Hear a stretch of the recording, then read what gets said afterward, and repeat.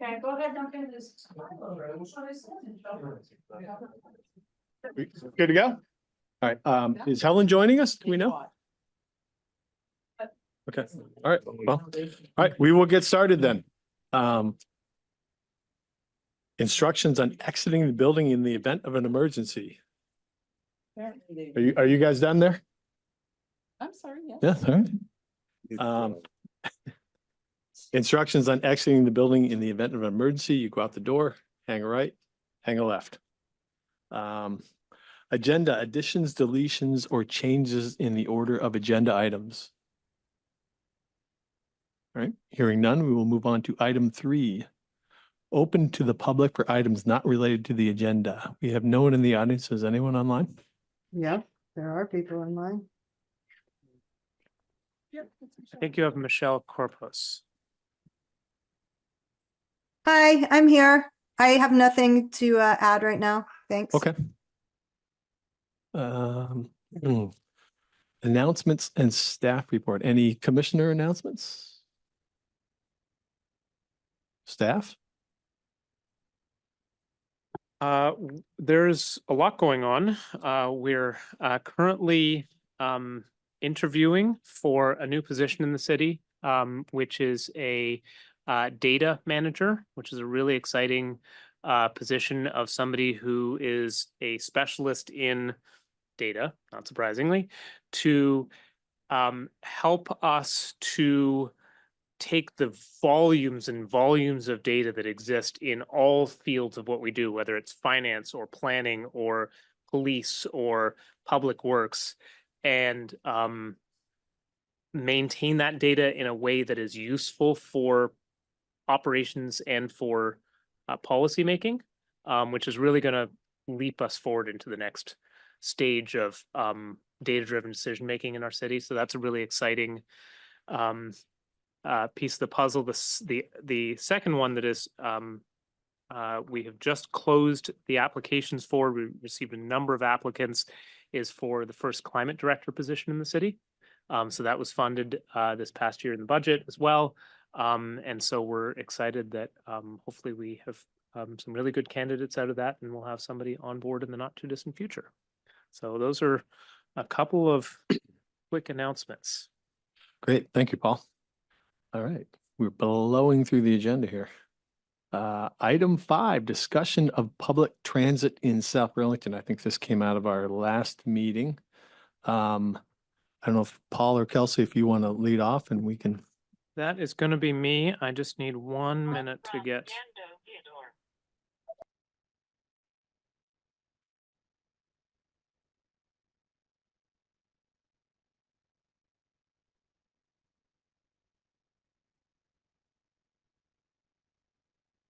Okay.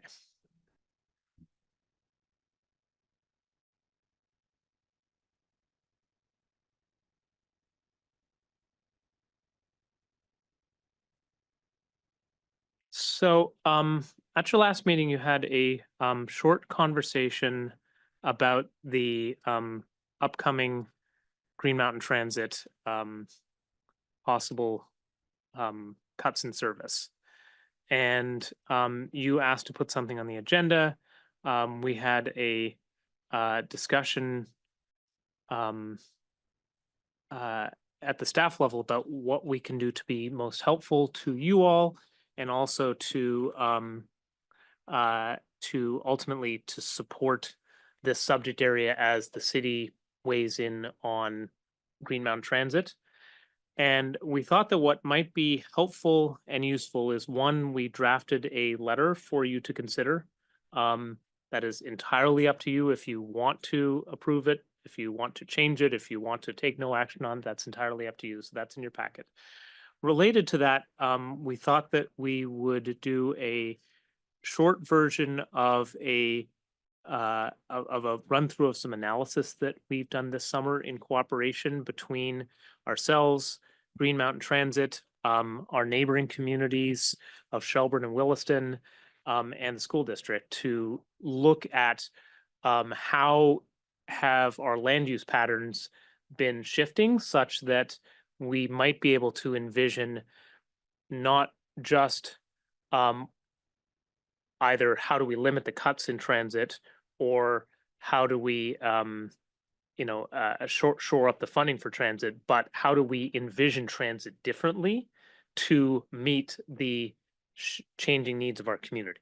So we thought that we would walk you through a little bit of that analysis, and at the end of it, not for action tonight, but to leave you with a few questions related to our land development regulations and how transit and our land development regulations kind of connect to one another, and if there are major changes in routing, what kinds of questions that may bring up for you all. Does that sound like a good summary? Okay, just give me 1 second to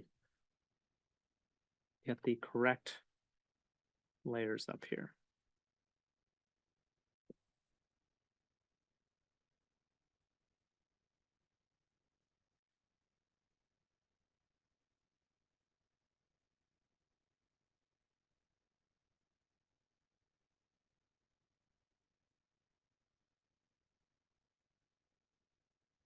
Okay.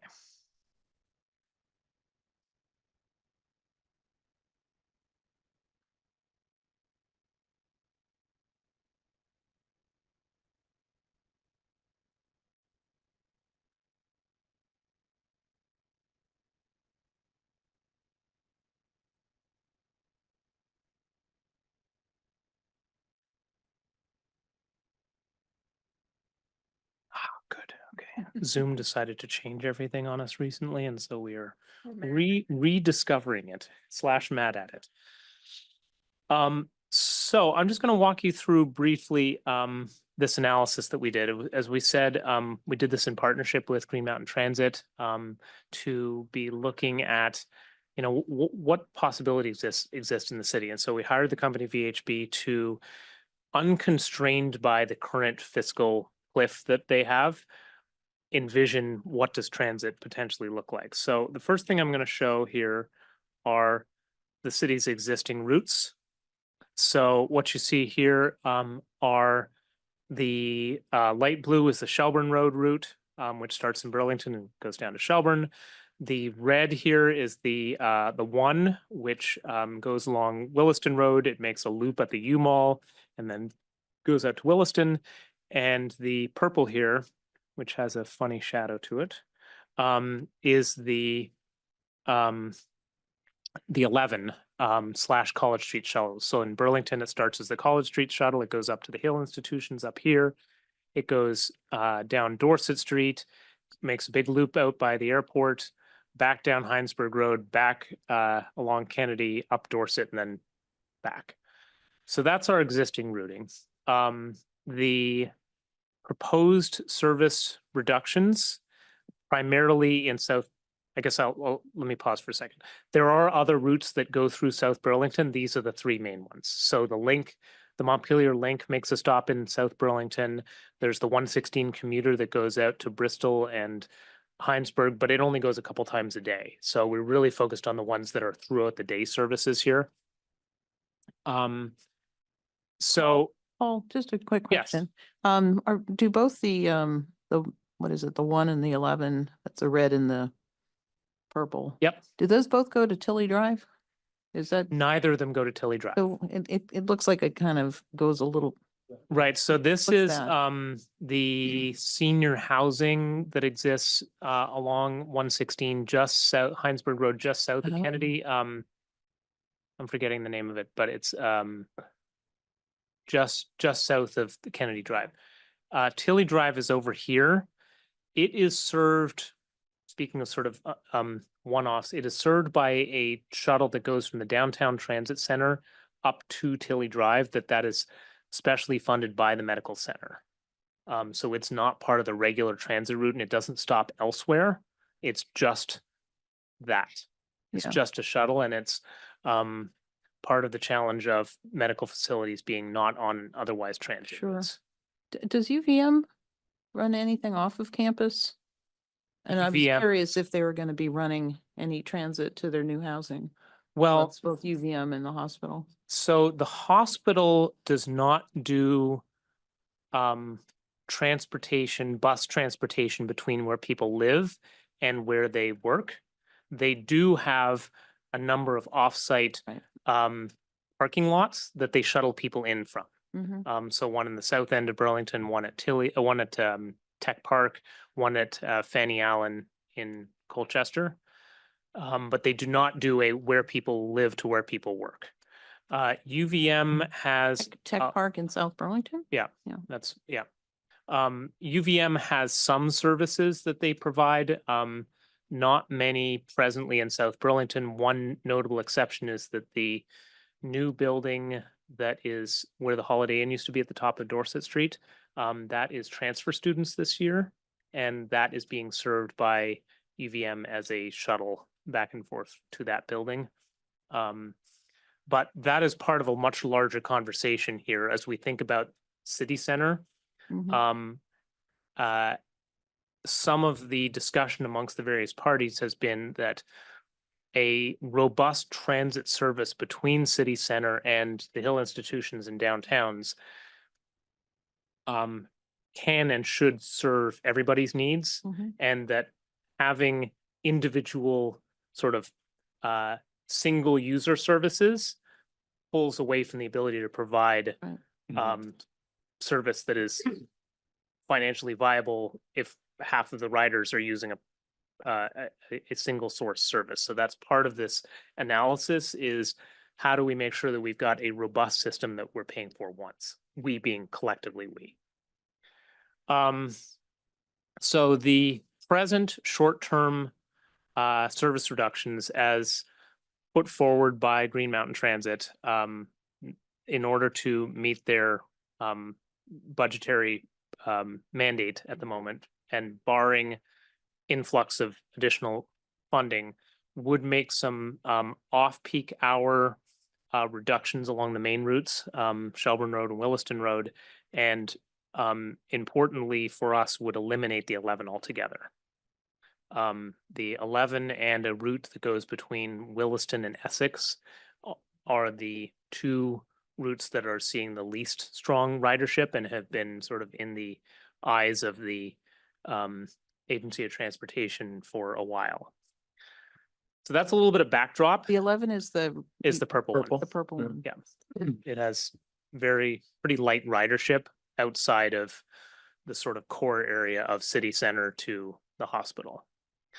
So we use that as a backdrop to take an opportunity to think about this subject area, not from a what do we need to be cutting in the short term, but where can we be going in the medium term? So I'm going to turn on some data analysis that was done, which is, I think, sort of the most interesting part of this. We started by having the consultant look at where is housing in the city. So these blue splotches represent a density of housing units in the city. So the darker the blue, the more compact, the more houses that are in a home is in a compact area. So you see over here, Farrell Street right over here. You see Quarry Hill Road over there. You see Kennedy Drive. And then this data is as of the end of 2023. So you start to see city center, though, if this data were being done 9 months later, you'd see that be even bigger now because of who's moving in here. We added to that, where do we anticipate seeing housing in the coming, in the coming 5 years or so. So this is staff's best guess based on what we know in the market, what our regulations say, annual best guesses, and we drew them. I'll zoom in a little bit. We drew some big boxes. So Those this- are houses, not population, right? houses, right? Because I was, Or housing units, I guess. Housing units, yeah. Yeah. Homes would be the word. Yes. Whether it's an apartment, a single family home, whatever it might be, it's one dwelling for one household. So the little boxes here are the sort of roughly the perimeters of what this area would be. So the 350 represents a lot of what's already been approved in the O'Brien neighborhood area. The 930 is our rough guess for what we would see in city center. A big chunk of that has already opened and or is under construction right now. And it makes some assumptions about what we might see in the next 5 years or so. That's a big change, obviously. That's a lot of homes. Down along the Shelburne Road corridor, using our sort of best guesses, we guessed about 140 more homes being in the next 5 or 6 years. A lot of that being around the Larkin Terrace area, where they've just recently gotten a master plan, where Bliss B and those businesses are. And then we took our best guess of the southeast quadrant, and we put about 200. That is essentially the homes that have been approved over the years, but not yet built. So that's parts of Cider Mill 2, the remainder at the golf course, Spear Meadows, places like that. It's not really anticipating very much that we don't already know. So this helps the transit service to start to think about, where can they anticipate future concentrations? For them, obviously, 930 in city center is the big number for them to be aware of. We also looked at where's their affordable housing. And I'm going to turn off all housing. So this is where there's permanently affordable housing, because that's oftentimes transit services have a strong interest or mandate to provide services in areas where there's lower income housing. So these are where those are. We then, some of this work, as I mentioned, has been in partnership with the school districts, and this has been really interesting too. We worked with them to get their data from this past year of where do schools, where do the students live? And we focused for this study on middle and high schoolers, who are more likely to be more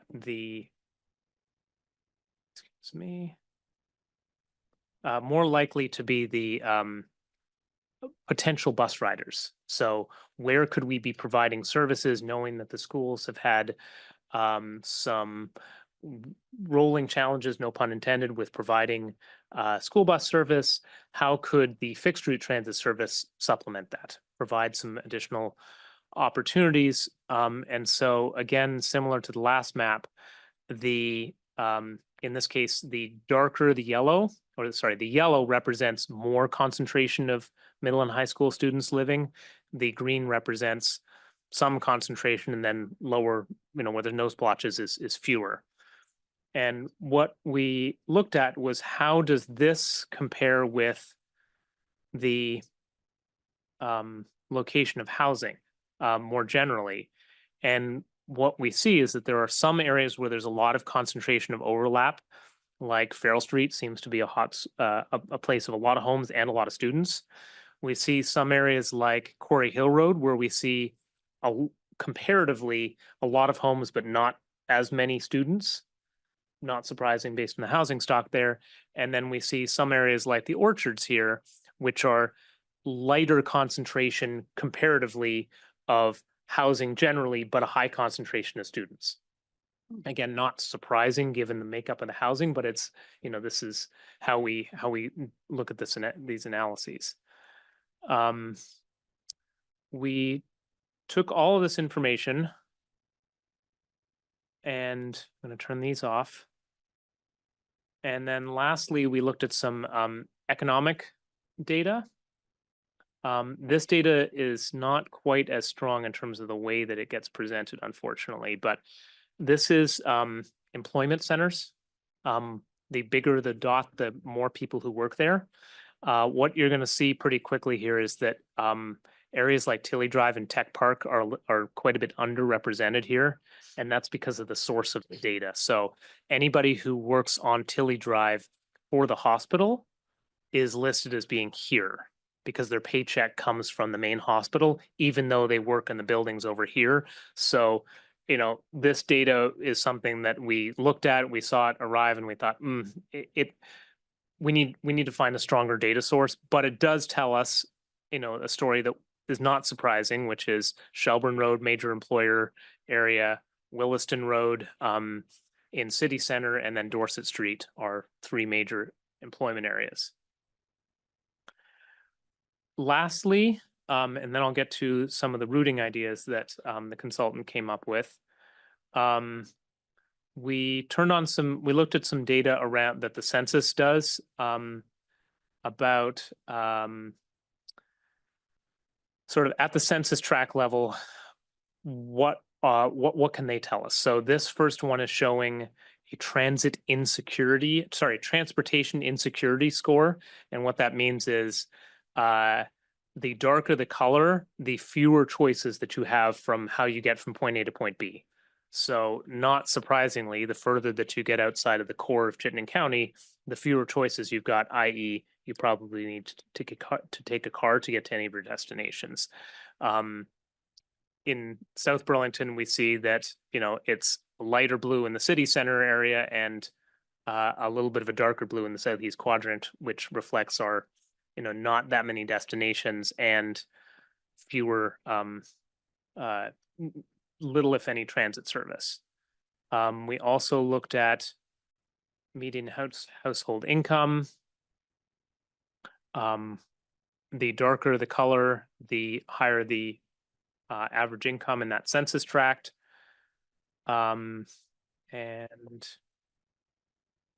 we looked at, this one is a little less interesting. Total population, hopefully they should be roughly the same because census tracts are supposed to be about the same size. And then we did a percent of no vehicle, which people who live at the airport have very few vehicles, it turns out. Also, nobody And lives at the planes. airport. At least nobody permanently lives at the airport that we know of, that the census knows of.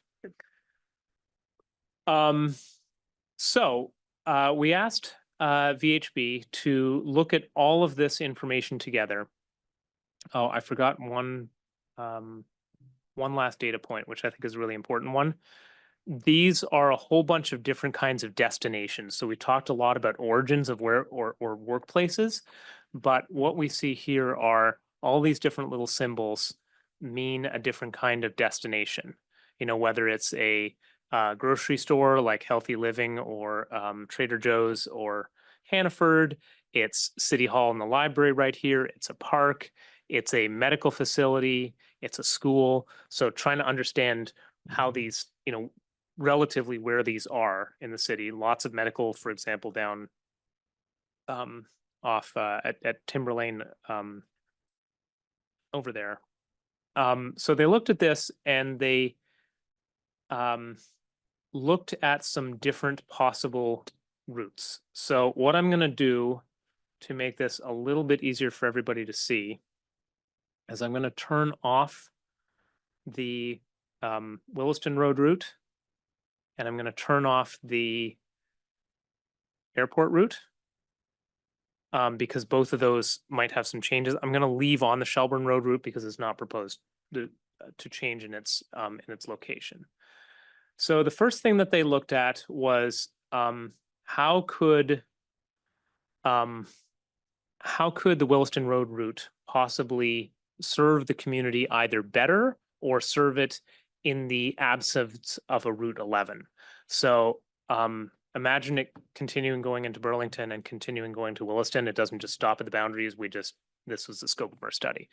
So two suggestions that they had for us to look at was, one, rather than serving this section of Williston Road right here, where Al's French Fries and McDonald's and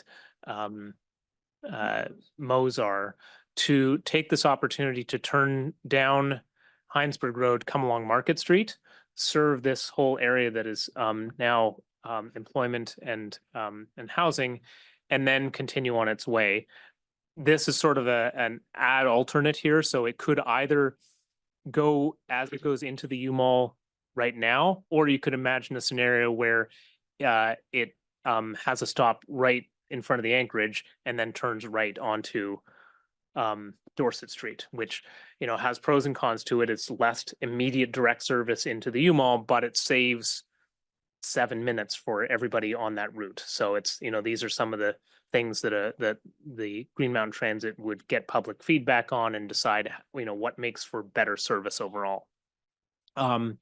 With the loss of the 11, there is no service to the airport. So one option in here to consider would be that the Williston Road route makes a stop up there, or sometimes makes a stop up there. It doesn't necessarily, not necessarily every version of every bus needs to do every route. So that was the first thing that they looked at. The second thing that they looked at, based on both the analysis of where housing has been going in and the employment, and also our own city plan, is what could it look like to serve nope, wrong one, sorry. This one. To serve the Shelburne Road to city center and beyond area, which is a service that is not provided right now. So if you live or work on Shelburne Road and you want to come over to city center, the only way to do it by transit is to go all the way into the downtown transit center in Burlington and then all the way back out, which is a very long routing. So one of the things that they explored was what could service look like that connected these two together. And so there's all sorts of different alternates that they drew and talked about, but ultimately imagine a route that started around Farrell Street or on Farrell Street, connecting into the Shelburne Road bus, coming up Swift Street past Vet Memorial Park, and then up along Dorset Street past the high school, past the medical facilities that are there, and then either straight up Dorset Street and over to the medical center, or taking a loop through Market Street. Either of those, those are sort of alternate ads to serve the community in a different way than we've served it in the past, acknowledging how much housing's been built right along Farrell Street, how there are services right up Joy Drive, how our primary park in the city that has all sorts of sports events all day and all weekend is not served at all by transit. And then reinforcing the service between city center and all the folks who live here and up to the Hill institutions. One of the ideas connected into this also is that some people might live in part south, want to only get to the medical center, and might find that a faster way to get there is actually this routing that goes up Dorset Street. So providing more service in a sort of integrated web. They looked at some other ones as well, sort of exploring like what would it look like to provide service to other parts of the city longer term. So one of the options in here, which is a little hard to follow, but this yellow would sort of replace the route that the 11 was up to the airport, but also serve Tilly Drive. They explored one possibility of, where did it go? Well, it's not on there right now. They looked at another possibility of what would it look like to serve, oh, here it is. Serve for the community Allen Road and Spear Street, in terms of collecting people who live over on Allen Road and bringing them service. And then they took all of this data, put it in a giant Excel spreadsheet, and then compared each of these routes to how close they are, or how many people and or destinations they serve within a quarter mile, which is a standard walking distance to transit. And that's the analysis they did. They did not do any review of frequency of service. And we know, and I'm sure Colin could speak to this more eloquently than I can, but frequency of service is a huge determinant in this. I think one of the things that's an interesting thing for us that I noted out of the data was that on paper, the 11 that serves Kennedy Drive and the airport should be on paper one of our highest performing routes, because it actually goes by the most number of people and homes, but in fact is one of our lowest functioning routes. And so there are more questions to be looked at there. Is it the physical landscape of Kennedy Drive only has, a couple of roads that come up to it to serve all those townhomes in behind? Is it that the destinations aren't where people want to be going? Is it that the folks who live there, work somewhere where they wouldn't want to be using transit, or it's not competitive? Is it that the frequency of service is not strong enough to where it's competitive for them? But there's questions still in there. That's my backdrop. The only other thing I wanted to talk about with you for a moment is in your zoning, you have what you call the transit overlay district. And what the transit overlay district functionally does, it covers the Shelburne Road corridor, Dorset Street, City Center, Williston Road, Kennedy Drive, and Tech Park and Tilly Drive. And its legal function is that certain uses, specifically social services, medical office, congregate care housing, and one other one, are only allowed to exist within the transit overlay district. And this was somewhat of a response by the Planning Commission about a decade ago to some medical offices starting to be built in places like south of the interstate on 116, where there was no plan to provide any transit. Meanwhile, there's medical offices being put there, which creates this a little bit of a repeat of the Tilly Drive problem, which is once the medical officers are there, naturally people want service, and transit is a very expensive service to provide. So the Planning Commission, working with Green Mountain Transit, felt that it would be really good to make sure that uses that specifically connect to transit ridership should be in places where the city has planned transit service. The question that's going to come to you all is, there is a reasonable likelihood that the 11 will be going away, the 11 being the Kennedy Drive route. And if that is the case, then you will have a planning, you'll have a question in front of you, which is, what do you want to do with where you have designated as being the transit served area and therefore allowed things like medical offices? So that's not a decision for tonight, but it is something for you to begin to chew on about what do you want to do about future medical offices. Anything that's there today will continue to be allowed to be there, but this is where these things come together. So that's my quick overview. I thought that it would be helpful to give you some context of some of the work that we've been doing, knowing what is in our city plan, knowing what is in our climate action plan, as to how we're working together for looking past this immediate fiscal cliff. And maybe that would help you with the next part of your conversation about whether you want to provide a letter and what other discussions you'd like to have. So that's the end of my presentation. Thank you, Paul. I do have a question. Yeah, go ahead. So has there been any discussion about like microtransit options? Or even doing a microtransit study? Because it seems like so much of transit's problem is that, people who need it are kind of, they're not all necessarily in a straight line. And also that employers, certainly employers, I've been to discussions in Montpelier, where specific employers have done an awful lot just by providing vans for van pooling. All you need is a group of 5 or 6 people that live in a certain area, and they come to work every day at more or less the same times and leave at the same times. And that's been tremendously successful at places like National Life. Mm-hmm. And smaller employers, providing incentives to their employees who don't drive a personal car every day or use some other option.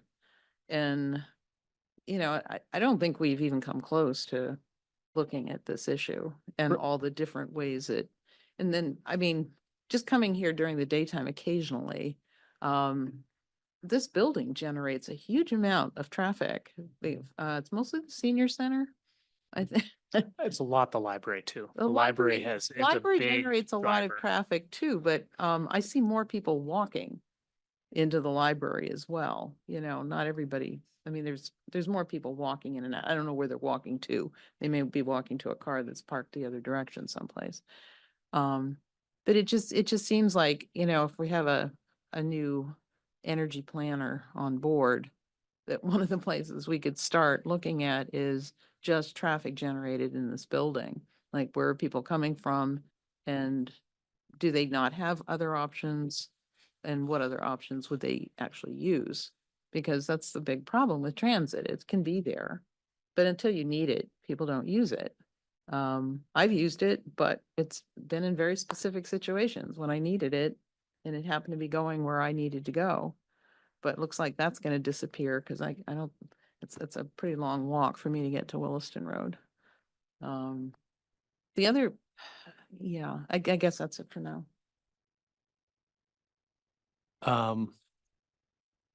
I guess everyone read the letter, yes? Yeah. Any comment, anyone else comments on? Yeah. Yeah, go ahead, Michael. Yeah, it's more on the data and how it's presented pictorially.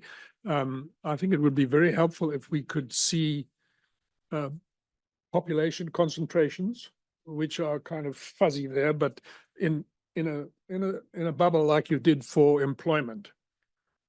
Which would give us the size of the circle will tell you how many people there are living in that particular area.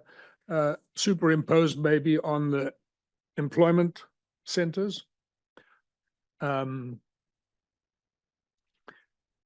the number of. Do you mean yeah, like this, Michael, or do you mean? yeah, something like Okay. that, but now put in population concentrations in the same way as you've done for employment. I see, making the circles bigger and smaller rather than the Yeah, intensity of the color. and maybe, well, you can infer the population from the number of homes, I guess. The future ones anyway. I don't know, what's it, 2.5 per household? roughly? It probably, overlaying that with the school data suggests that it's a little bit variable depending on the makeup of the housing. One of the challenges is we have really good data on housing and very poor data on people. Because people is collected through the census and aggregated at a pretty wide geography. And so we wouldn't know exactly how many people are in a place, but we know how many homes are in a place. And we're hoping, I mentioned at the beginning of this meeting about a data manager, we are beginning to collect over the last few years the number of bedrooms in a home, which will be a proxy in some ways. It's not always, it's not perfect, but there is a correlation between number of bedrooms and population. So Yeah. the data is getting stronger. The other thing that might be helpful is let's take this building, or is the number of trip terminations here will tell you, might give us an idea of how many people could in fact use transit if it was available, but they're using a car. I don't know how you would measure the trip terminations because you don't know where they're coming from, but at least you'll know how many car trips terminate at a particular point. Let's take this building as outside of school hours, because that would skew the numbers, but that might be helpful data as well. And give us an idea of what ridership theoretically could be. Right. And this is, of course, in almost at least monthly change right now in this area, as more people are living immediately next door and the commercial spaces are being filled up. A lot of those trips, hopefully, will be people going to multiple destinations in one trip as well. Yeah, because we also talked about a transportation hub here, and we're going to have, I don't know what the population concentration is going to be in T4, T3, just this area here. It's going to be big. We've got what, 350 in city center, we are anticipating over the next few years, and including a lot of what's under construction right now, about 930 new homes. So add to that the Exists. 300 or so that exist. So we're talking about 2,500 people to 3,000 people. Yep. With the next few years living right here. Yeah, So that's why I was looking for that bubble of, that circle of current and anticipated population concentration, because this will be the most concentrated area of the city. Unless Yes. we do a lot of building north of Williston Road, but we'll see.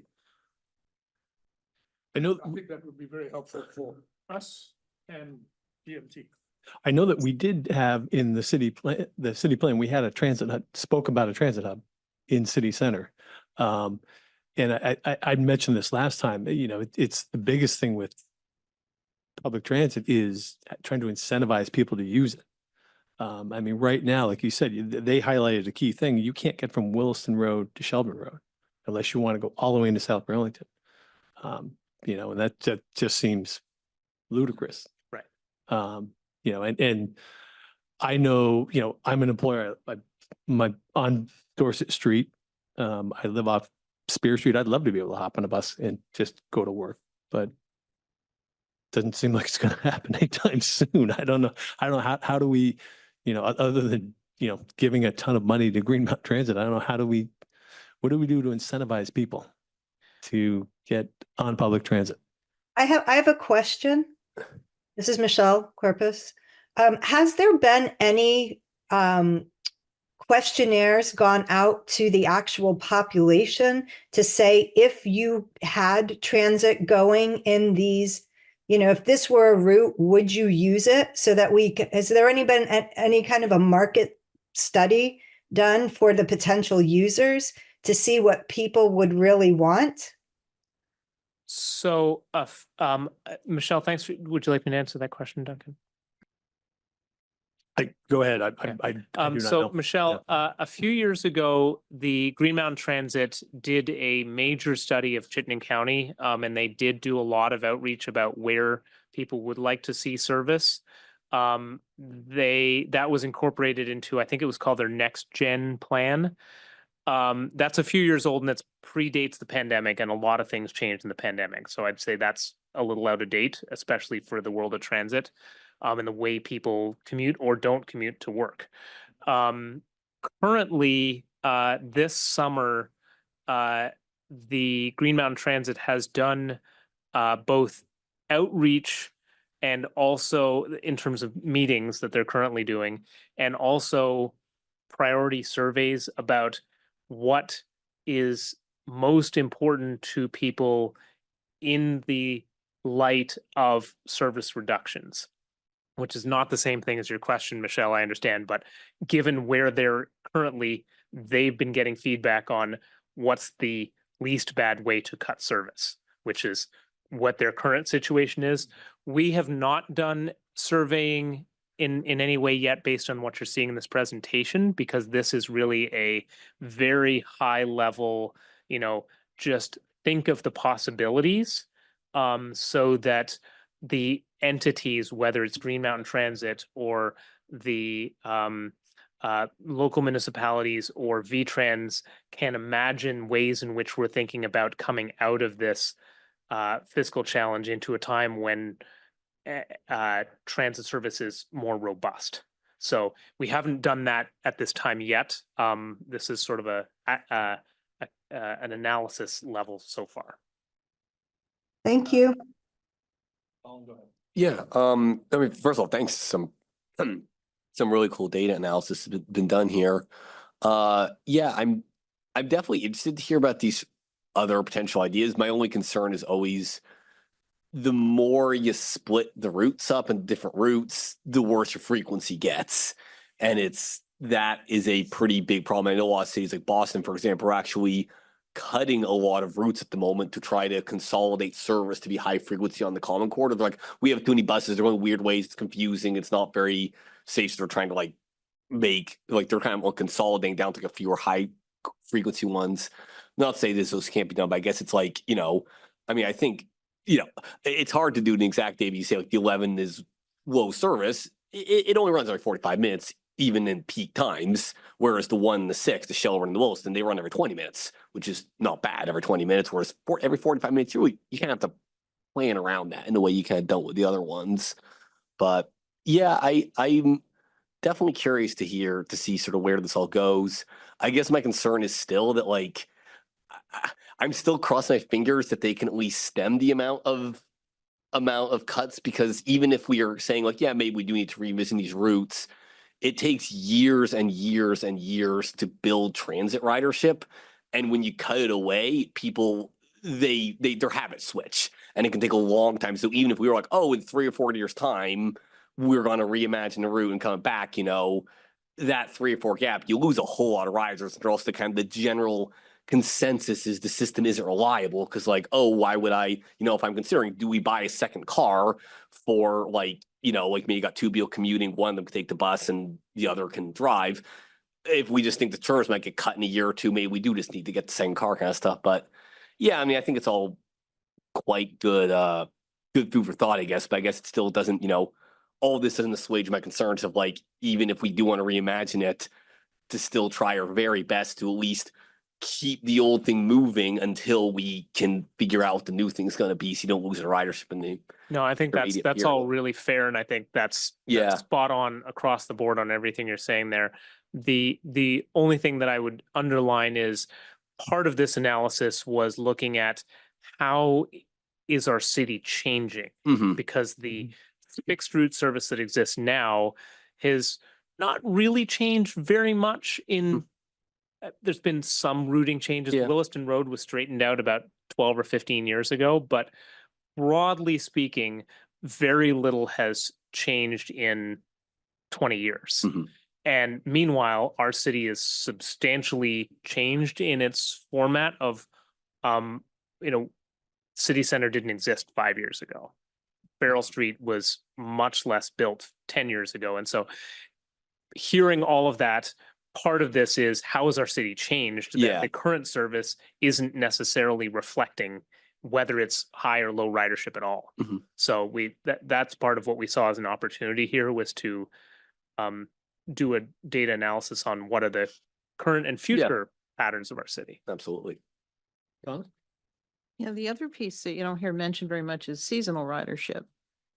Because, this time of year, you certainly do see, I mean, compared to 10 years from now, 10 years ago, seeing a lot more people bicycling, scooters, but when the weather's good. So it seems like it's really in the inclement weather times of year that, but the transit ridership, does it translate over to transit ridership in the off season?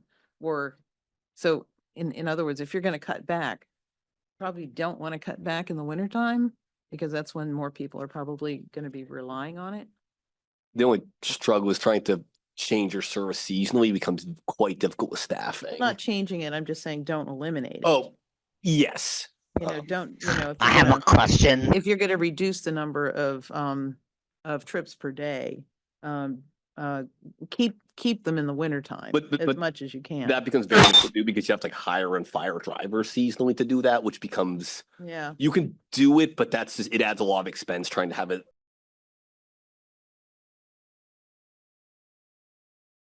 Bravo, Well, that was different.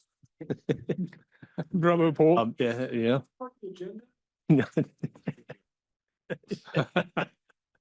No, that was not part of the agenda, Tim. Yeah, go ahead, Michael. Yeah, I'm thinking about, obviously variable frequency. There are times when you need high frequency, morning and evening. But in between, the 6 or 7 hours in between, you don't need much, because there's not much ridership. And that if we could figure out what the frequency requirement would be for ridership, what the ridership would be, let's say from 7 to 9 in the morning when people are going to work, and what it is in the evening from 5 to 7, say, that might save GMT a lot at other times of the day. I noticed that UVM their service is in the morning. You'll see bus after bus coming in at the Colchester Street entrance, and then at a shift change, same thing, and in the evening. Because I've been there to watch it, having to pick up somebody who works there. It's So worth- it's, they do that on most of the routes already. They have like highest in the mornings and evenings. It drops down a bit midday, and then it drops heavily in the evenings and on Sundays especially. So they are taking that into account at the moment. right. Well, maybe they need to work a little harder on. Maybe we could save Route 11 that way. Yeah, Route 11 is one of the exceptions, or it runs basically the same frequency every day except basically Sunday and late evenings because it's already so low essentially that they don't want to drop it too much lower. Yeah. But it's like but on the Shelburne and Wilson Road corridors, they do drop off periods, as you said. I mean, you're right. It's a good idea, and they do implement that as best as they can. So I had a question, the woman who raised the comment about a market study. Is that something that would happen through Green Mountain Transit? Is it something that the city of South Burlington would try to do on our own to determine like, okay, at Spear Street, is there enough interest to even bother? I think that's a question that we would do very closely with Green Mountain Transit to talk about doing that. They are working on investing in their capacity to do this kind of work. So for the first time in a long time, they're actually hiring an additional transit planner because they recognize that in order to really have good service, they need to be doing this kind of work. So I think over the coming period of time, and I can't give a timeline on it, but I think once they have dealt with the immediate, we'll be working with them to do that kind of work. So before we go too far, I just wanted to just make a note that Councillor Scanlon, who is on the Zoom, is also the city's representative to Green Mountain Transit. So Mike, if there's anything that I misstated in there, please feel free to correct me.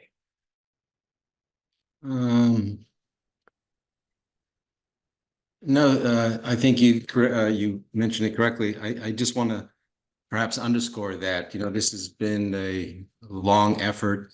When I became the commissioner, we started the practice of meeting with GMT quarterly. We brought in the school as well.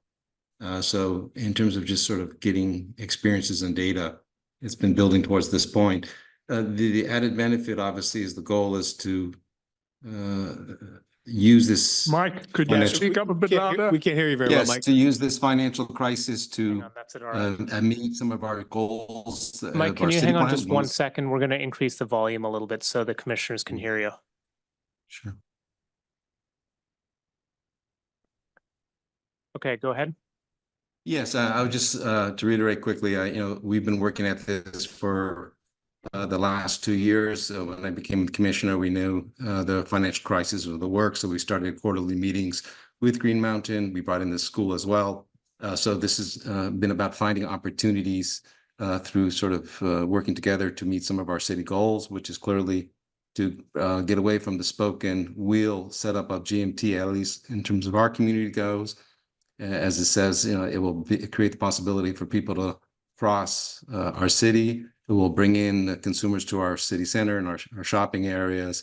It will provide options that will hopefully take off some of the pressure from the school buses.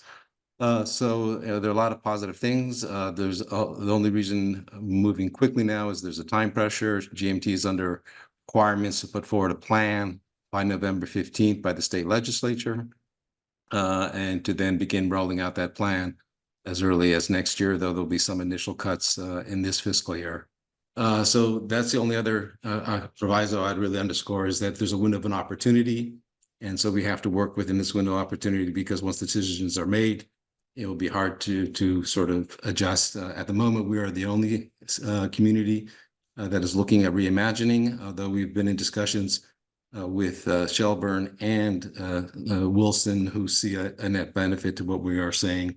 We also had these discussions with both the UVM Medical and UVM, who would welcome such a development.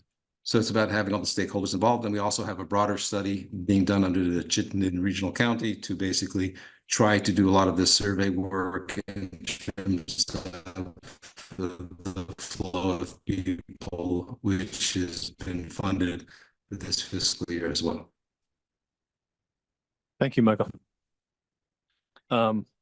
So in terms of the letter, everybody's read it? Right, somehow the connections. Are we good with moving it forward? Yeah, so I guess we need a motion, yes? Basis we've already discussed this evening. Yeah, I mean, maybe I definitely like the message. I mean, I guess I would be curious considering, I mean, Michael, thanks for showing up for this meeting. Do you see this as being potential, like we're presenting it to the GMT board? Do you see this, like, I guess I'm perhaps looking for more context, like what are we sort of hoping to achieve with this letter here?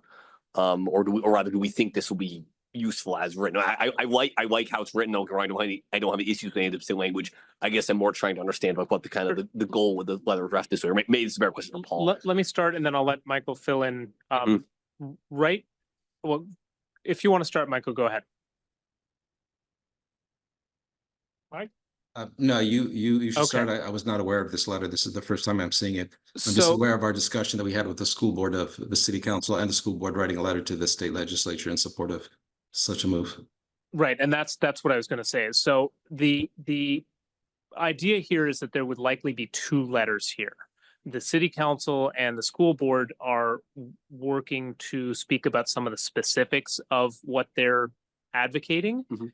And this letter and this is something that, I've talked to the city manager about, and it's of course the council's decision of what they're going to do. But this letter provides sort of a foundational, why is transit important to the city, so that A, it's provided directly, and B, the council and school board, if they want to reference it and say, the planning commission has made a statement about the overall importance, that way they're not, taking up the space when they want to talk about some specifics around funding or collaboration, and leave that to the body that is an expert in land use. So that's kind of these two puzzle pieces that would potentially come together. And it ties directly into City Plan 2024. So. Correct. Yeah. So that's sort of this one we propose to have be focused on how, as the planning commission and stewards of our city plan and our climate action plan, what is the importance of transit in that puzzle? Gotcha. Yeah. Okay. Yeah. Thanks. Yeah. And thanks staff for drafting this. Yeah. No, I quite like it as is, especially that context. Yeah. Okay, so we need a motion to approve it as, I would second that. okay. All in favor? Aye. Aye. I believe that's unanimous. Just All right. a simple question, because I realize that there's two different letters. And I think would the city council be, because I think it's important to establish that the city is attempting to increase ridership. And I'm not sure exactly how you do that. That's the $1 million our question, answer is Donna. you densify corridors. If you can densify corridors, that does a good job. But that takes decades, Yeah. Well, and also, I mean, But I always, keep pointing back to employers being, because steady ridership is often employer based, and because they can incentivize it too. And, is there some way to reach out? I think Green Mountain Transit certainly has membership of different companies and things like that. And I assume that they work with those businesses to try to increase ridership, but it seems like those businesses that really do incentivize transit ridership are the ones that have success with this. And people who provide free parking is probably the enemy of transit, particularly for people who don't have irregular hours. Because I know that some people, they go to work, they're not there all day. They need the flexibility to meet with clients or to go different places during the day. But anybody who's going to be leaving a car at work all day long certainly is somebody who should be focused on transit ridership. Don't we have some of that in the traffic? Was it the travel demand management in the new draft of the regulations? Like you get points for enrolling in like plans that. That was one of the mitigation strategies. Build- Yeah, one of the mitigation Yes, strategies, yes. yes. So I believe, is that correct? True. Yeah. Correct. Yeah. Yes, right. Yeah. That's a good point, Don. That's Yeah. based on the building, not the owner. Yeah. Yeah, yeah. Right, so it's taking a step in that direction. It's not all the way there, but it's taking a step in that direction. Mhm. Just as the city having eliminated parking minimums a few years ago is not a requirement that there not be parking, but it is a step in that direction by not requiring parking to exist. Mhm. And especially not more parking than they feel that they need.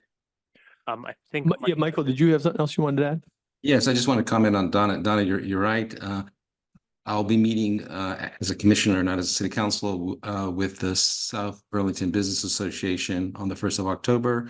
It's the first issue on their agenda. To make your point, as you're correct, some companies do have arrangements where they pay for their a bus pass, basically for their staff who want to use it. And obviously, that's an area that GMT will be looking to expand. And again, I think you made a good point that indication that the goal here is to increase ridership from the GMT because that's critical. This is a win-win, and this is what came out of our three-way discussions, if it has more efficient ridership and the right numbers, there are things called stick factors. And the more stick factors you basically match up with, the more federal funds that you have access to. So that was a good point that you raised about emphasizing that the goal is to increase ridership, which is also in keeping with our city plan objectives. Okay. No? Okay. All right. I think we are good on item 5.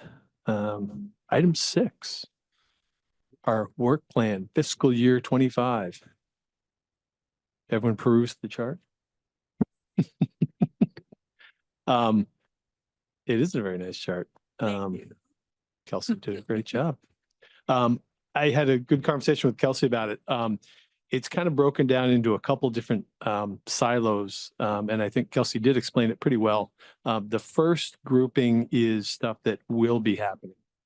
This is stuff that has, I believe, been stuff we've been working on, has been tasked to us by the city council. But this first block will take up the majority of our time. So that is stuff that will happen. The second block is kind of ongoing responsibility, ongoing maintenance stuff. That is stuff that will happen throughout the course of the year as it comes up.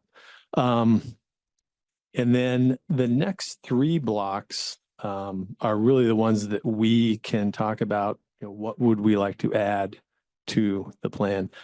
If I understand correctly, the last block is mainly staff stuff that will be brought to us.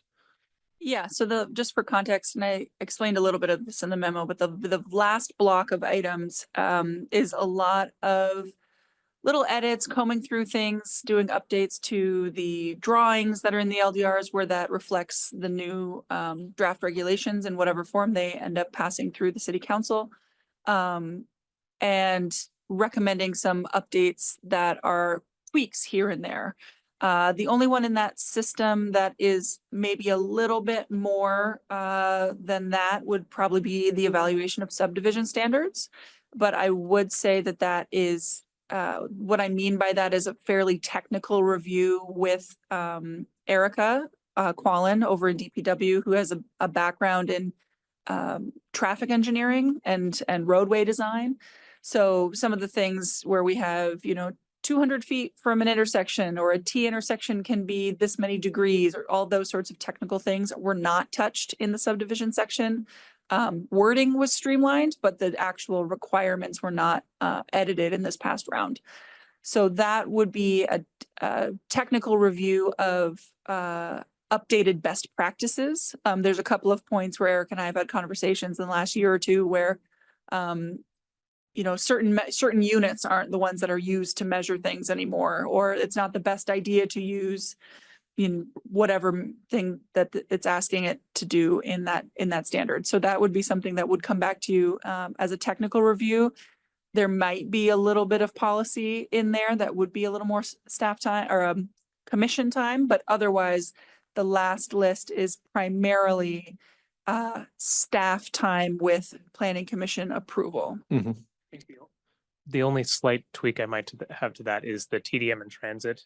Mhm. If there are transit service changes, there will be some policy discussion Yeah. about what you want to do, as we just talked. Mhm.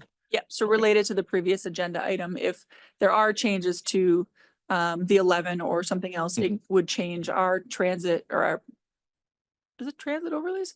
But it doesn't automatically change. It doesn't I think that's- automatically, but it would, We would have us to take consider what action. to it do. would spur changes about what the Mhm. planning commission wants to do about that. So yeah, that's what that last category is. And then the three kind of in the middle are the ones where the big question marks are. So things in the last category, it would be great to have, the thumbs up from the commission for us to spend staff time as we have time to kind of do those things as we can and bring them back to the commission as we are able. But in the middle, those three categories that are labeled follow up on latest LDR amendment, regulatory topics, and non-regulatory projects. Those are the ones where you will not have time in the fiscal year to do all of those things. And we need to know from you what would be your highest priority amongst those items. You and I talked about this a little bit, and Yeah. I'm gonna channel Art Klugo here for those folks who remember Art. We need to be realistic. How many can we realistically choose and not? It depends a lot on which ones. Yeah. So some of them are bigger projects than others. I would say the heights question is a pretty big one, but it's also very important. It's something where our current Appendix C dimensional table doesn't work very well. You can bumble through it really, but right now that is something that does need to be re-examined pretty intensely. The medium scale neighborhood uses and scale of uses is a pretty big conversation as well, because that also includes so it's the MSN neighborhood district as proposed, but also things that are proposed in the C1 or the C1 LR, the C2, some of those other pieces of primarily the Shelburne Road corridor, but also a few bits of the Williston Road corridor that we left separate from the HSMU district, that consolidated district, because it has there were different uses allowed. So that's got a lot of, that's good. There's a lot of potential discussion in that item for that sort of medium scale residential through medium scale mixed use Mhm. types of places and uses. That's also related to the one in that next category, light manufacturing definition. Because the definition of light manufacturing is a kind of a catch-all at the moment, and needs to be updated to, be able to have the other conversation about what's allowed here, and at what scales. Before we go too far into that, can you just speak for a couple of minutes on highlights of the big bulk of the work that is coming from the council end? Because I think that will help inform how much time is available. Yeah, I mean, 'Cause Duncan 'cause I- mentioned that there wasn't, Okay. most of the work will be that first category of things that are I in the just don't city want to council. lose sight that there's some big projects in there. Yep. Form-based code being a big project. Mhm. The official map has been lightly updated, but Yep. has largely not been updated since the mid-2000s. So Yep. that is a big project of evaluating how that gets updated in concert with the active transportation plan and all that kind of thing. So I just wanted Yep. to make sure that we spent a minute on the big ones. Yep, and then there's the other big one that the planning commission will have a pretty primary role on is the commercial industrial areas. What kinds of supporting uses should be allowed in those areas? What kind of housing may or may not be allowed in those areas? Should there be changes in where the districts are? As an example, currently Tech Park and all the strip of businesses along Williston Road that are generally smaller in scale are the same district, but they are a different district from Meadowlands. And Meadowlands and Tech Park, if you glanced at it, they look more similar to each other than that strip along Williston Road. So that's one of the questions. And that also relates to that light manufacturing definition that's farther below. But that supporting uses in commercial industrial areas is related to OnLogic's request from now about 18 months ago. For temporary housing, worker housing, extended stay hotel, something in that realm that would allow them to have business related people on site. So there's a few different pieces to that.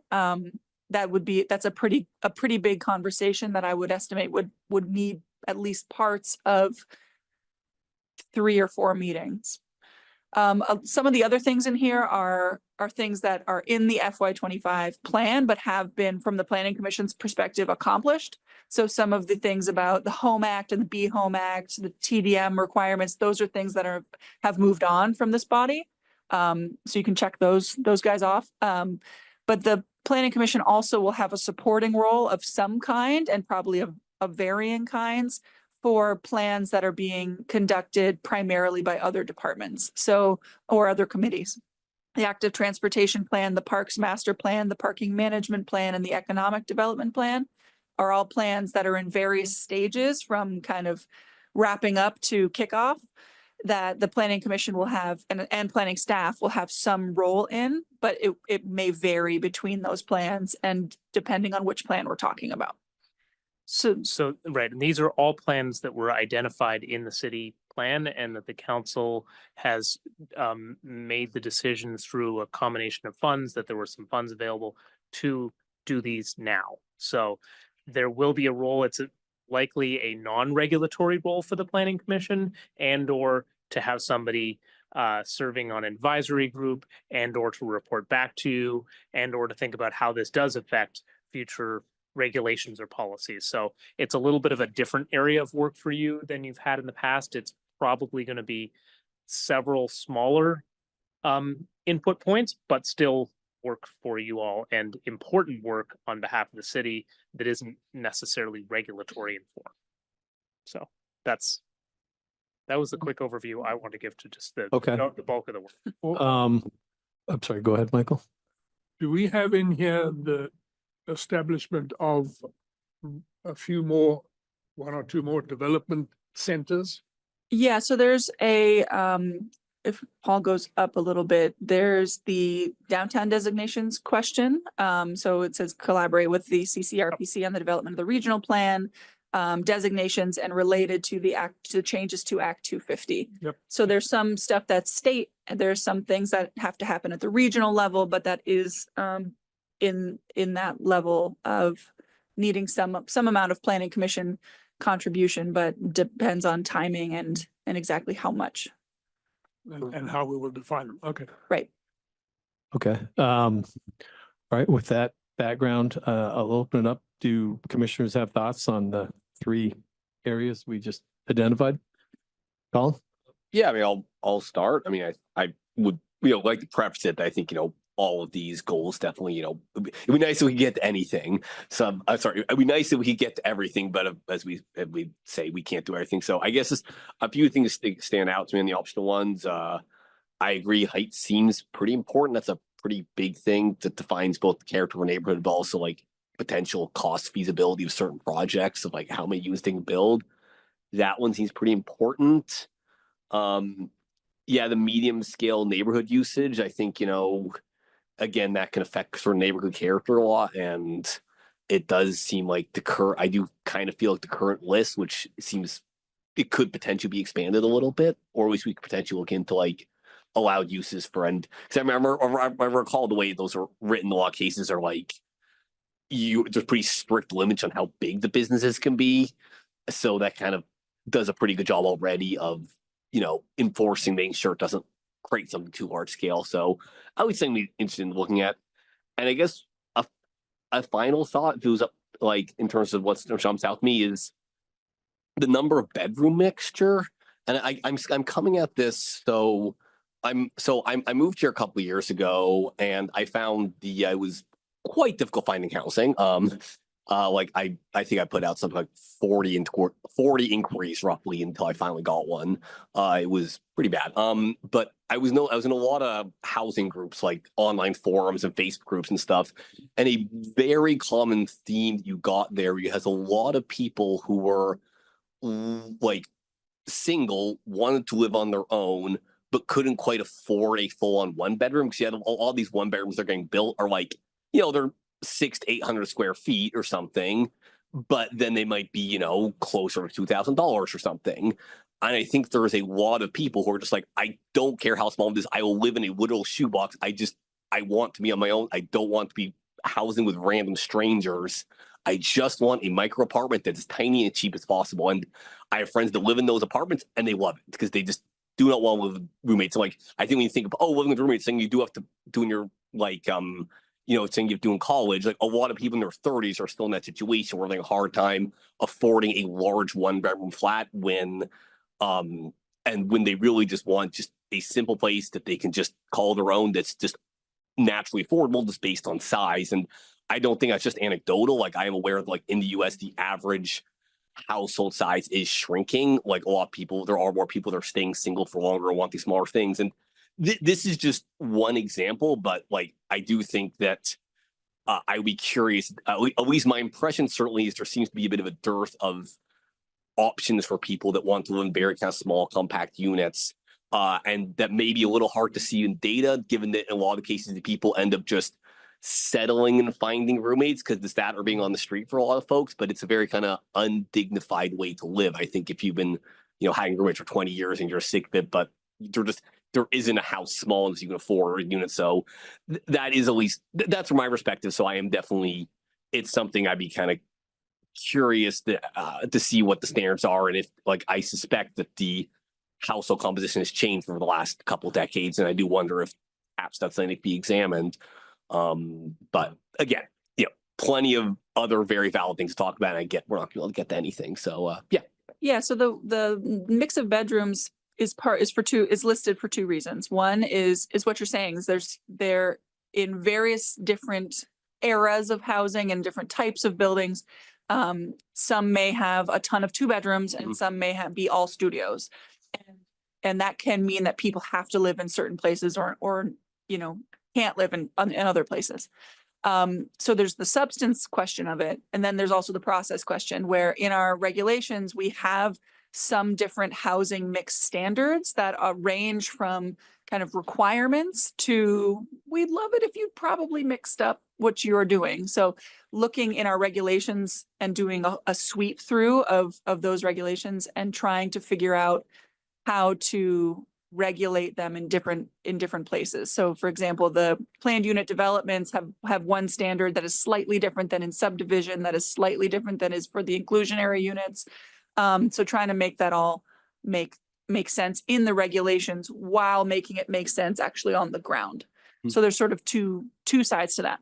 Kind of a related thing that I just wanted to mention, Duncan, if it's okay, before we jump into someone else's feedback is reviewing the use of alternative compliance, modification, and waiver tools is not an exciting topic necessarily, but it's a really good one from our perspective. When we've been talking for a long time about streamlining our regulations, making them easier to use, easier to understand, what we have in our regs and in a lot of places throughout the state, people have different modification, waiver, alternative compliance tools that apply to different parts of the regulations. So with certain things apply to subdivision, certain things apply to, lighting standards or master plan or whatever it might be. And there isn't in our regulations a universal way to deal with modifications and waivers for any standard that comes up.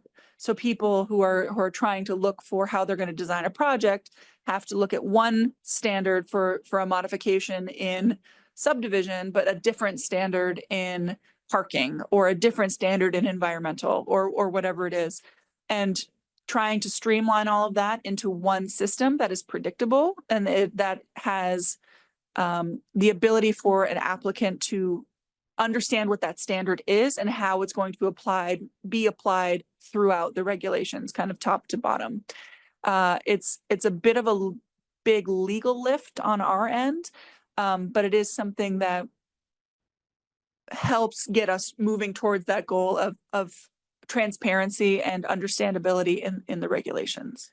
And just to add to it, I think part of the driver on that one also is what kinds of requests you all get for changes to the regulations. So our regulations have gotten a lot longer over the years, shorter this time. Thank you, Kelsey. But as we look at somewhere like the city center form-based code, for example, the lots that have been built are comparatively square.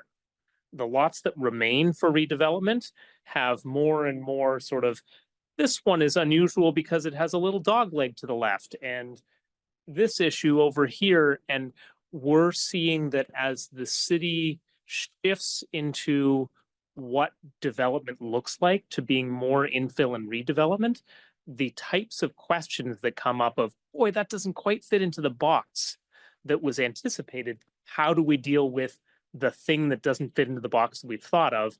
Do we write another amendment to say, in this circumstance where you happen to have an L-shaped road that comes to the left-hand corner of the property, you do this?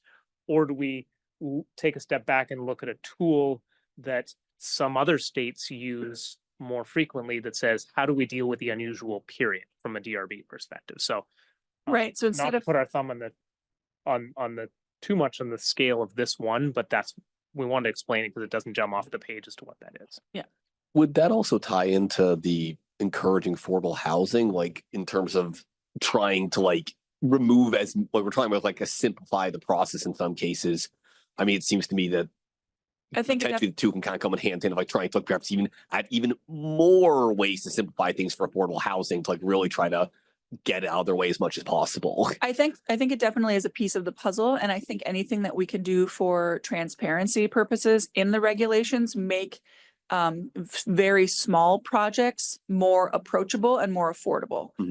So the long-term goal is, as you make the regulations more streamlined, more understandable, you end up with someone who wants to build a single fourplex being able to afford to do that because it's not going to cost them $500,000 in engineering and permitting fees and everything else.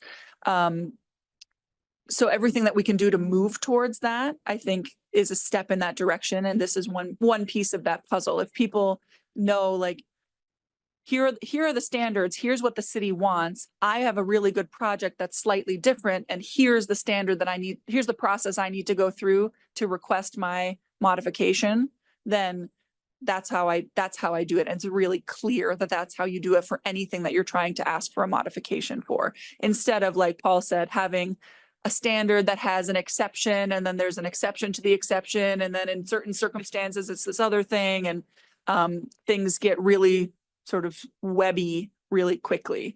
And I can just say from experience that there are municipalities of similar size to South Burlington who have much, much shorter regulations when something like this is in place, that you can have a predictable modification system or alternative compliance. Like, you want to do something really cool, but it doesn't quite, as Paul said, doesn't quite fit in the box of what the regulations require. How do you get that approved, and how do you move that down the line? There is some legal work, as I said, to be done with city attorneys about what can be done in Vermont along these lines, but it's something that is not exceptionally interesting sounding, but I think moves a lot of our goals forward. Kelsey, would you like send us an example of something like that so we can get a better sense of what it looks like? Of the tool? Compliance, yeah, the alternate compliance tools. Yeah. I mean, it sounds like. I mean, that would be part of the project, right? Is kind of like trying to figure out what this looks like. Yeah, so that would be part of the project. The funny thing about this discussion today is that we're discussing what we would like to discuss in the future. So if that's something that the commission is interested in working on, and we would recommend that this is something that the commission deal with this year, then absolutely that can be part of the, substance discussion when we get to it. That sounds like a very good idea to me. Great. Because again, the architect side of me is saying, why do we all have to live in a square box? Which is what our regulations are kind of pushing. Michael, if you feedback. Yeah, well, I was going to ask whether this proposal that we've just been discussing, would that expand, or can we make an expansion to administrative approval by making it simpler? We can in certain respects and in certain circumstances. We may not be enabled to by state statute in all circumstances, but there is some room to do like this, things like that can be discussed as the subject comes up. Form-based code, if you're in compliance, Yep. you're done. So we should try and make it similar, simple. Mhm. My interest is in the official map, which is dated 2022, I think, but there were some minor changes in between. Most but- of it's from 2003. So it's out of date, right? So that would be important to me. And then what I mentioned before is more additional development centers for South Burlington, because it's all here. And there are a lot of businesses in other parts of the city where we could justifiably create another development center area. It's not specifically enumerated here, Michael, other than sort of being under the streamlining of regulations, but Yeah. your Yeah, first come on. topic of simplification, one of the items that Kelsey and I have been discussing is that as was done in some ways with the form-based code, there is the opportunity, and it's talked a little bit about in the commercial industrial area also, of looking through our table of uses and really asking ourselves collectively, what's important to differentiate between? You know, is it important to differentiate between a light industry and a printing and binding facility? What planning Are purpose currently does it, separate right, uses. which are currently separate uses? Maybe what's important is whether the light industry is 1,000 square feet or 100,000 square feet in a given area. That might be important, but whether it's one or two of very similar activities, that's an area where would have a lot of opportunity for streamlining, because there's a lot of time that applicants spend going back and forth of saying, well, are you a light industry or are you a printing and binding facility? Well, it's a site plan amendment. If you change from one to the other, it's, even if it's an administrative review, it's a process. Whereas some of what we've learned in City Center is where we have a lot fewer of those is, okay, they're basically the same thing. You know, when it gets to something that brings in a lot of heavy trucks, that's different from something that doesn't have a lot of heavy trucks. But where there's the difference between I'm making this one up, but where there's the difference between a coffee shop and a bakery and a bagel shop, we don't have that problem. But like, you know, similar kinds of things like that, there's an opportunity to really take a real hard look at this and say, maybe instead of 50 categories, there's only like 9. So that might fall into that. If that was something that you felt was a big priority, that could be added and removing something else too, specifically. So we should go through this table of uses, see if there are opportunities for consolidation. I mean, you mentioned the printing press. Well, the printing press is light industry, but not as we define it, because it's in a different category. right. Which is like, it's a difference without a distinction. Yeah. Or the other way around. Definitely all for simplifying whenever possible. Simplify. Donna? I was just looking at the fourth one in that category, fourth one in that same category is evaluate urban design overlay district.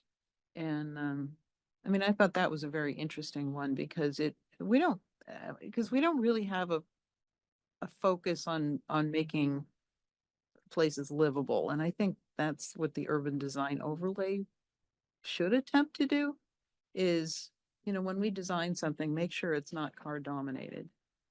You know, which is what so many, you know, kind of defines. It's like urban design overlay should mean that it has a more pedestrian feel to it. And that the cars certainly are going to have a place there, but they're not going to be the dominant focus. It was really interesting, just reading some articles about how most major cities in the world are trying to create more pedestrian zones by closing streets to cars. And that one of the issues that they're finding is small businesses sometimes are getting caught in the crosshatches because they have deliveries. And, you know, how do their deliveries happen? You know, so, and that's something that, you know, it's either scheduled or, you know, or they have to move, you know, so I think that design overlay is a good discussion to have.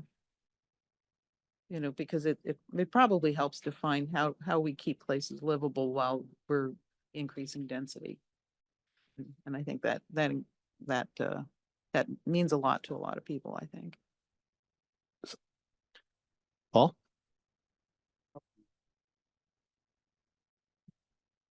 Well, I hope that we continue to think in terms of consolidating and condensing the land development regulations as we work on them.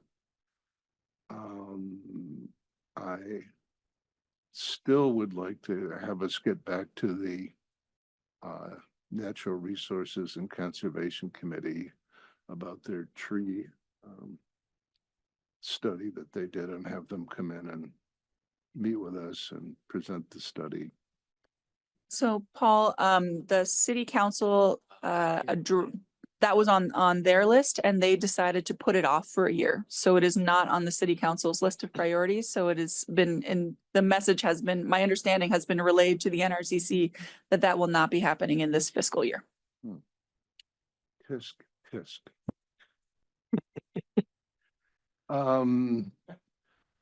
When we look at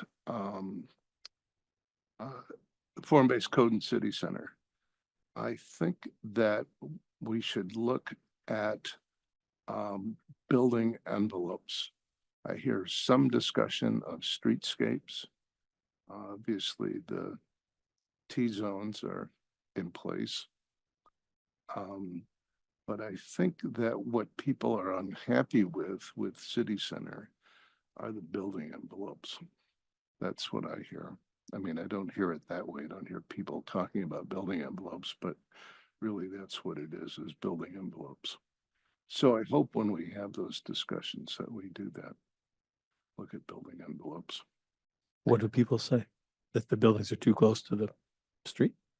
Just Soviet style architecture, just square boxes, nothing special, no character, no pizzazz, Okay. So all I'd say to that, Paul, is the updates to the form-based code is one of, if not the biggest project this year in your work plan. So please vocalize as the opportunities present. That is the big project this year in the zoning area. Yeah. Okay. I don't know if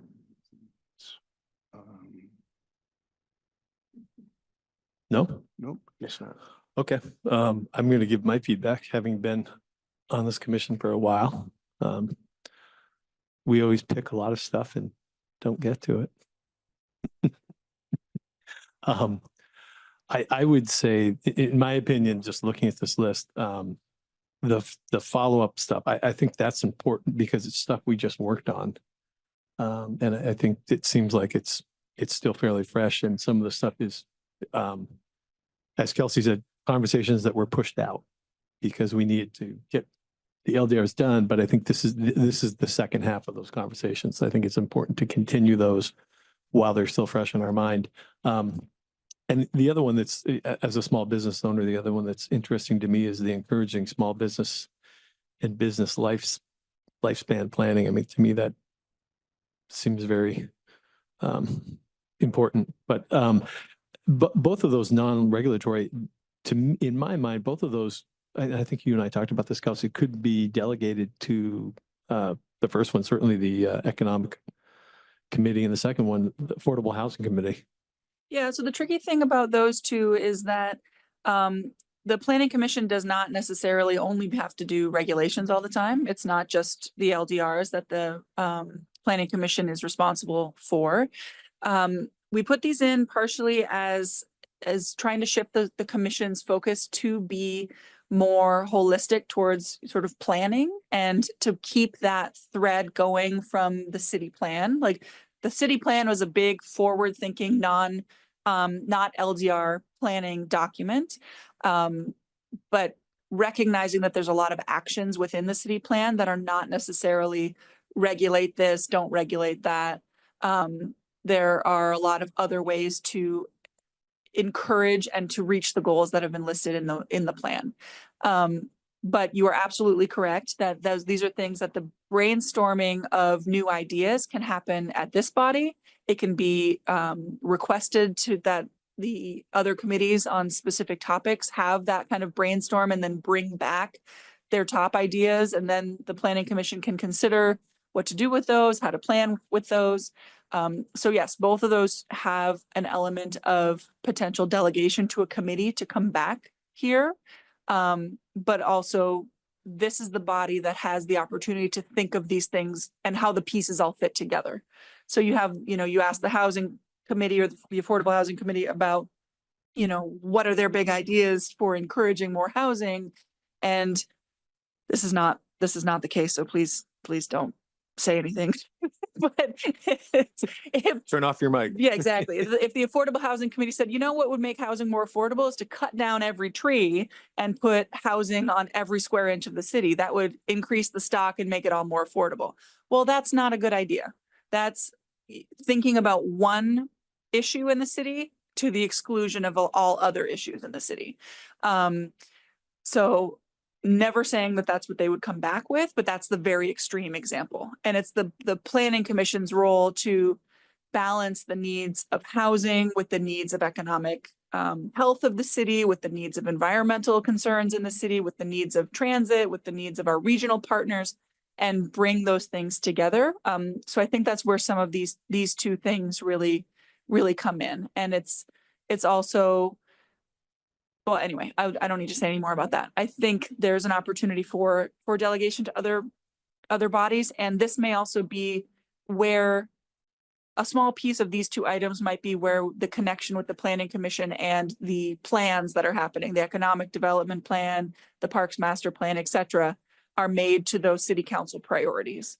So these are just the two that rose to the top as, big issues that could have non-regulatory solutions. But that doesn't mean that the planning commission couldn't have a committee have that first, brain dump session and then bring back ideas for this commission to discuss. Okay.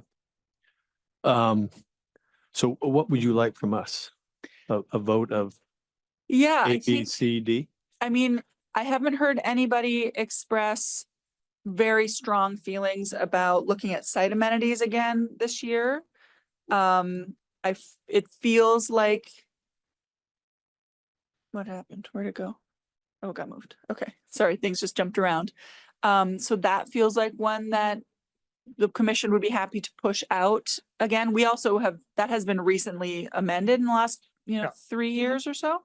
So that's something there. I think that light manufacturing, as this discussion has gone on, I think that gets folded into both looking at medium scale uses and scale of those uses and streamlining our regulations in the use table. So I think that kind of gets folded into other things. So I think it'd be great to have a vote from the commission about, I don't know how to procedurally do this, about if there needs to be further discussion, but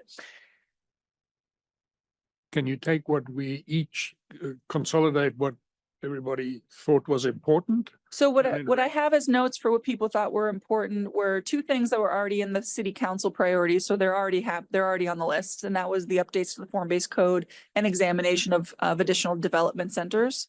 So those were already on the list. The others that people prioritized were heights, the medium scale uses and scale of uses, which I said, in my mind through this conversation, folds in that light manufacturing question. The urban design overlay, and the alternative compliance modification and waiver thing. So it's really those three big projects in the middle as the follow-up to the current LDR amendments, and not really much else. What about, I'm particularly interested in you discussed housing in IO and in mixed use industrial. So that's part of the city council priorities. So that's already in the That's in the plan. must-do list. Yeah. Must do, right? Yeah. So this conversation is only about the, with as much additional time that the commission may have, what is the highest priority couple of items from that list? Yeah, well, can you rank what we found to be important and and then the things that you've just added? We can certainly do that. Can I make a suggestion for, you could act on it tonight. You could also have us rank and then vote next time. I think what would be helpful to sort of narrow this down is, I didn't hear anybody say that there is a burning topic that we missed. So I think that's first question. Did we miss anything that is an absolute must do this year for you all? I think we've captured what you wanted, but now would be a good time to share it if we missed something. Yeah, official map was one of them. That's on the list. That's on the list. Mhm. Well, Then I think, yeah. Okay, actually, I do have one question. Again, this is perhaps a naive question, is do we concern ourselves at all with like building codes directly, or is that come from somewhere else? No, so that is state. Okay. It's at the state level. There is a little bit of wiggle room for the city to apply it slightly differently. Like Burlington applies the state building code to single family homes and South Burlington does not, but Burlington is the only municipality in the state that does, I believe. Maybe The handful. maybe a couple more, but not many. Yeah, and you wouldn't want to use Burlington as an example for that either, because they're using the overall commercial code Right. to regulate residences, which is totally inappropriate. Right, but our contract with the state on the subject of building codes is that our fire marshal is delegated the authority that would otherwise exist with the state fire marshal. So we don't have a different set of rules. We just have local administration of the same rules. Okay, Yeah. gotcha. Yeah. Okay, cool. I have. Okay, but yeah, that answers that question of that, or rather that makes our decision here a little easier, I guess.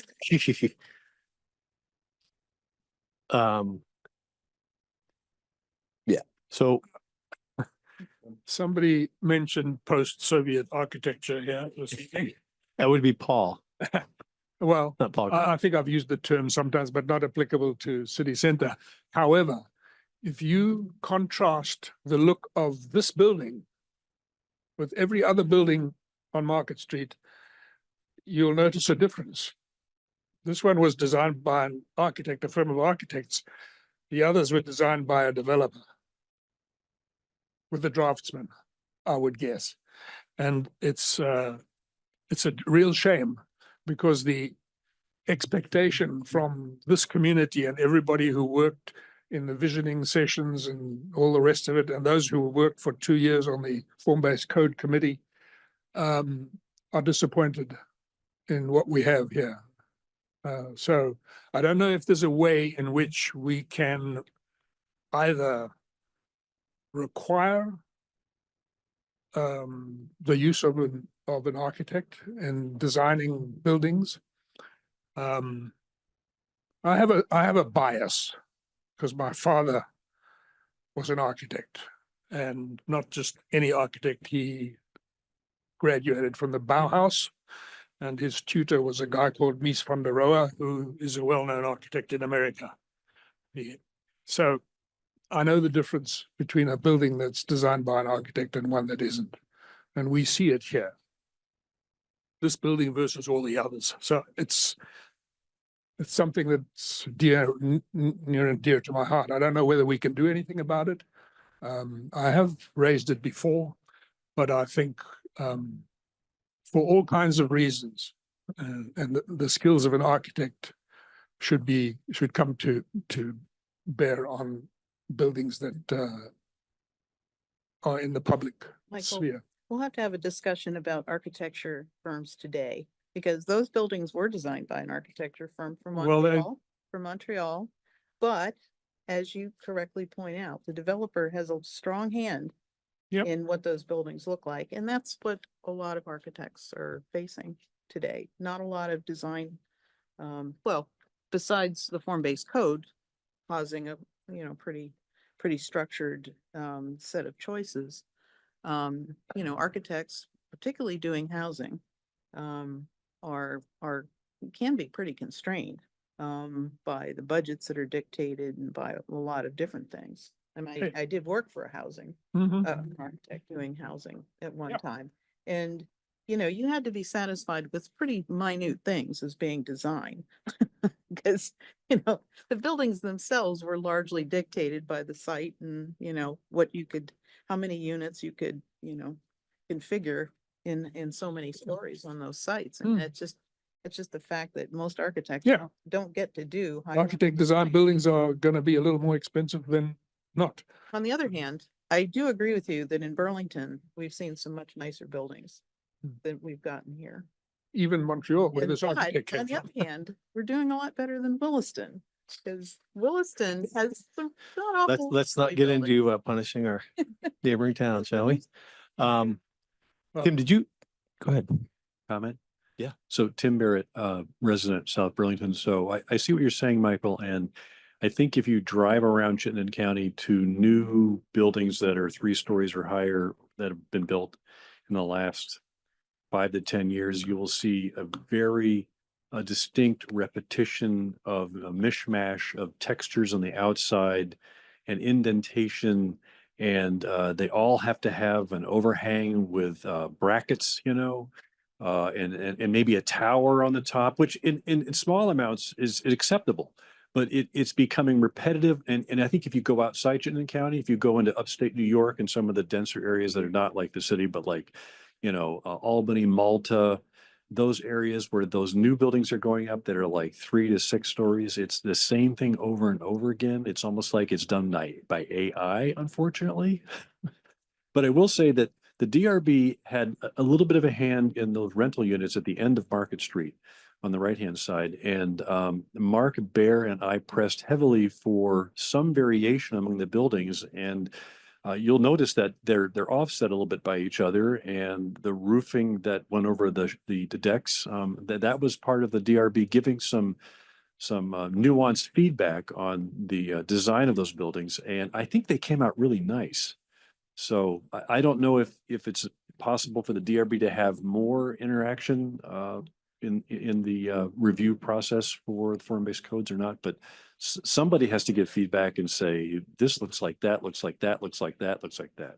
Thank you. Well, Tim, Okay. just to Didn't we have a Actually, design? hold on 1 second. There's somebody online who's had their hand up for a little while. So Michelle, did you have something to say to us?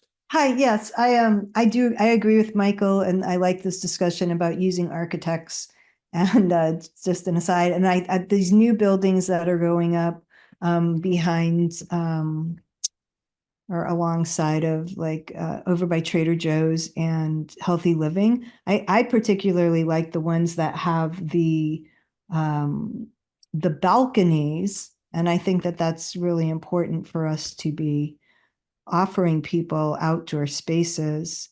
And also I think that we should for sure, like our city building, be looking for more LEED certified buildings. But that wasn't really what I wanted to ask about. Looking forward for the Planning Commission, I'm concerned about all of these new housing units going in and potentially I think that we should have a couple of more traffic lights.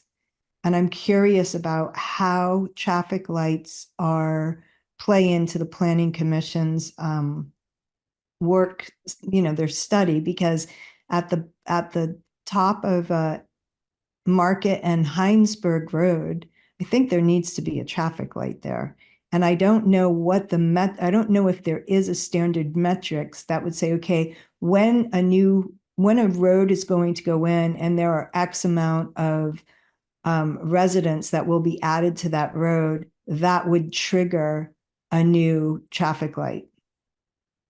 And should that then would it be subsidized by the city, or would that then be incumbent upon the developer to put that in? I think isn't that the state? Well, so 116? in this specific example Yeah. that Michelle is raising, the city earlier this year did a traffic analysis for city center that did recommend a traffic signal at that intersection, and the council has assigned funding for construction of a signal at that location. So that this one is actually under development. More broadly, there's a couple of different avenues for it. I think that the most specific one that relates to the Planning Commission is somewhere in here. Oops. It's a acronym soup. I apologize, but here there's an item that says UPWP, Unified Planning Work Program, Chittenden County Regional Planning Commission. So they are the federally funded transportation planning entity for the area. Every year, the Planning Commission and Council has the opportunity to submit requests for them to fund studies of transportation improvements or transportation related improvements.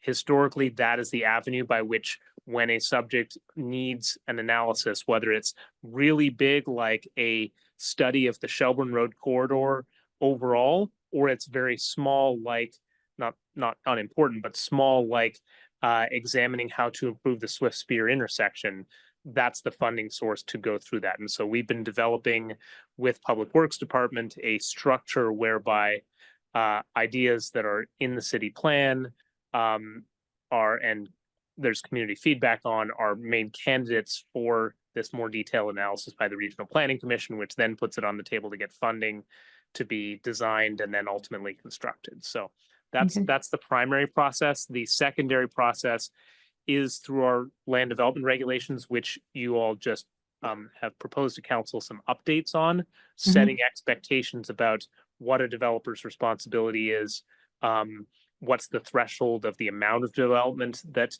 triggers a traffic study, and what are the ways that they should direct, the private sector should direct their money if there has to be an improvement to make an area, if there has to be a traffic improvement, transportation improvement. Cool. And then on that, what is there anything planned for the big problem on Dorset Street going on to Williston Road now? I mean, especially that there are going to be many more housing units closer to Dorset Street coming off Market Street. Is there anything planned for that? You're talking in terms of traffic mitigation? And yeah, in terms of traffic. I guess I'll ask you, Duncan, happy to chat about it, but how far do you want me to go down the question? I guess we could give you a quick answer on that. Yeah. Michelle, but it's not really part of our work plan per se. Right. Conversation right now. Paul, if you want to give her. Right. So at a very quick level, the city just completed a project of replacing the signals and putting in intelligent transportation, all those timing of the lights. So that is reading in real time where the traffic is and adjusting the lights to optimize the function of the route. So that's one component. Okay, that's a second component is the bike ped bridge over the interstate. There's going to be our massive next big capital project to create this connection for folks back and forth between the two parts of South Burlington. The Williston Road streetscape improvement to make that a much more pedestrian friendly environment. The smaller connections between Garden Street and the City Center Park. And then the whole transit discussion that we've been having earlier tonight about reinforcing transit in this core area. So I think those are the major puzzle pieces as to in 1.5 minutes on how we're addressing transportation in this area. Okay. Was that helpful, Michelle? It is. Thank you. Okay. Michael, or when you guys had something to say, or you? A comment that one of the reasons Burlington seems to have superior appearing buildings is that they have a design review board. Well, I was going to say, I thought we had at some point we had a design review committee, right? Not related to buildings. You did in the city center area prior to the form-based code. That had more to do with signage, didn't That was part of their job, but they had a broader. They were looking at buildings also. So what these guys are proposing, where would that Paul? So there is currently the review of the form-based code that's been going on over the summer with architects and developers and other people giving feedback. That was something that is in that Paul's cursor is right about there on it. It's in the city council requirement or city council priorities. So that is still in the will do thing. So that's the general topic. The specific solutions to different things, the specific discussion of what the feedback is that comes out of that review remains to be seen, but that is the topic area that's listed. Okay. There. All right. So what I would suggest, I thought about it while we were, talking about other things, is that it would be, if it's acceptable to the planning commission, I would love confirmation by a vote that the heights, the medium scale neighborhood uses, including scale of buildings, consolidation of uses, review of the light manufacturing, and the use of a potential, or the use and review and possible development of a unified modification waiver and alternative compliance tool for the full LDRs be put on the FY25 work plan as work plan items. And then literally the rest of the list be kept on a list of as time allows. So it's understood that everything else is secondary. As time allows, once if and when the planning commission reaches all of the city council priorities, does the things that you have to do every year, like taking requests from the public, the UPWP, grant process, et cetera, and gets through those first three: the heights, the MSN, and the alternative compliance. Can you be more specific about what you mean by everything else? Because everything else is 40. What do you mean everything else is not on the priority list?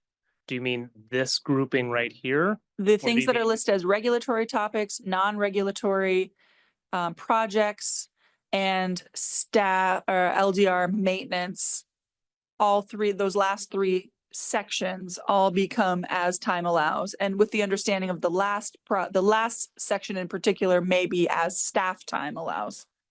Because that's some of those things have very little commission time, and it may take us 5 hours, but take you 5 minutes. Okay. So moved. I'm okay with that. Yeah. Okay. We have a motion. We have a second. All right. All in favor? Aye. Aye. That is unanimous. Thank you very much. Move to adjourn. Yeah, you just find us more time. All right. I think Well done. I think we 9 are on the nose. we are done. Woo. Move to adjourn.